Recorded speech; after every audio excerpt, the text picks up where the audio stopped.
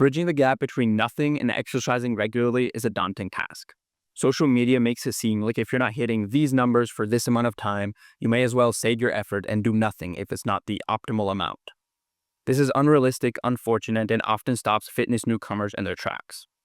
I'm here to share some insight on a very fascinating finding that is directly applicable to the situation.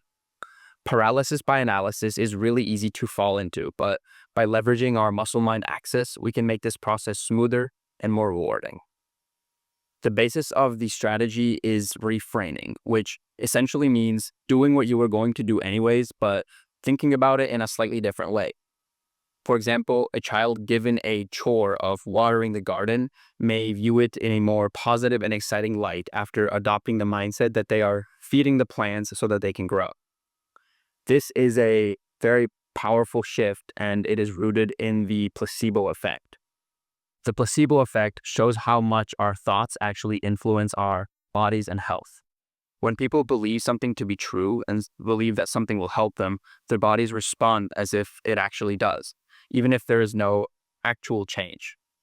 These beneficial outcomes come from our beliefs and expectations instead of from outside influences and factors like from the environment. For example, studies have shown that up to half of the actual efficacy of antidepressants can be attributed to the placebo effect alone. From fake poison ivy rashes to sham surgeries, our expectations can create real physical responses, both positive and negative.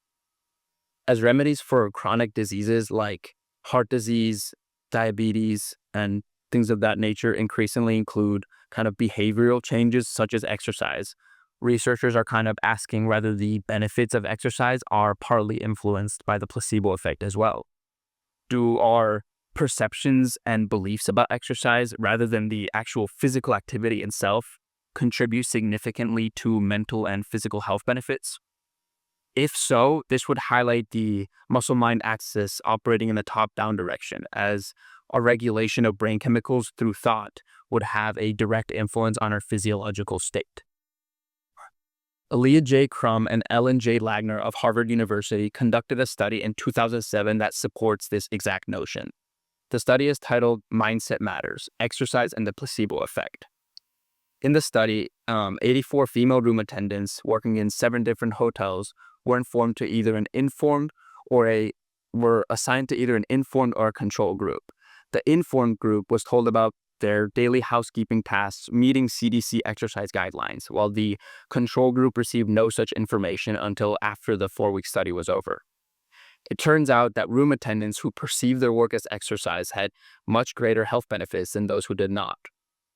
The informed group lost an average in 1.78 pounds, decreased their BMI from 26.05 to 25.7 on average, reduced their body fat from 34.84 to 34.34 on average, decreased their systolic blood pressure by an average of 9.65 points, and saw an average waist-to-hip ratio reduction of 0.834 to 0.826.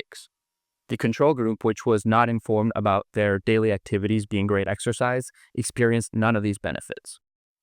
Informing participants about the exercise benefits of their work led to significant improvements in their perceived exercise levels and physiological health measures, despite no actual change in their physical activity, workload, or other behaviors such as diet. This suggests that shifting one mindset to recognize the existing activity as exercise can independently improve health. But what does this mean for us? Let's go back to the situation where someone just kind of starting out with movement and exercise. Using what we can learn from this study, we can assert that how we think about exercise is, can be just as important as the exercise itself. Telling ourselves that small entry-level movement habits are having a positive impact will make them have a more positive impact. So yeah, I think that's pretty interesting. I hope that this helps someone have a smoother transition into kind of getting into exercise and increasing the amount of movement in their lives. Wherever you are starting and wherever you want to go, you can kind of leverage this unity and communication between your body and your mind to get the most out of your efforts and feel really accomplished by the day-to-day process.